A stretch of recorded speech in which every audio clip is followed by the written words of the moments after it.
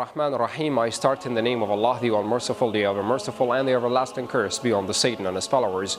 Allah's blessings and peace be upon the Prophet Muhammad and upon his pure family. Respected viewers, peace and blessings be upon you wherever you are in the world, and welcome to a new episode of Who's Imam Hussein.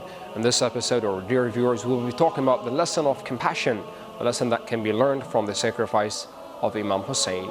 Our respected viewers, definitely with life comes trial and hardship. One of the greatest challenges is not to let these trials, losses, tribulations and difficulties harden our hearts.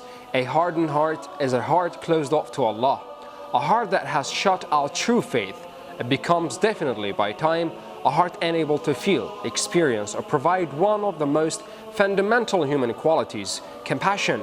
We should not, however, not be surprised in the heart is like any muscle, and that if it's injured again and again, then it becomes scarred. Not all scars, respected viewers, of course, are physical, emotional scars make us numb to the suffering around us. Just as Allah Almighty says that He sent His messenger, Allah's blessings and peace be upon him, and upon his pure family as a mercy to the world.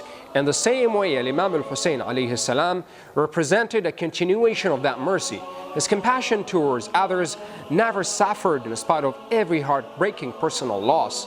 Imam Hussein watched from childhood his family was taken from him one by the first community of Islam, a community that had been commanded by Allah to honor and love the members of his household. More importantly, respected viewers, it would have been supremely easy for the Imam, for many human beings, to give into bitterness and hatred and not to be consumed with personal grudges and or a quest for revenge. Even in Karbala and the events immediately leading up to Hussein's final stand, we see an endless string of events that would deaden the hearts of most. The Imam alayhi salam had to watch us in rapid succession. His closest friends, associates, supporters and family died terrible deaths at the hands of the enemy, both in Kufa and on the battlefield in Karbala.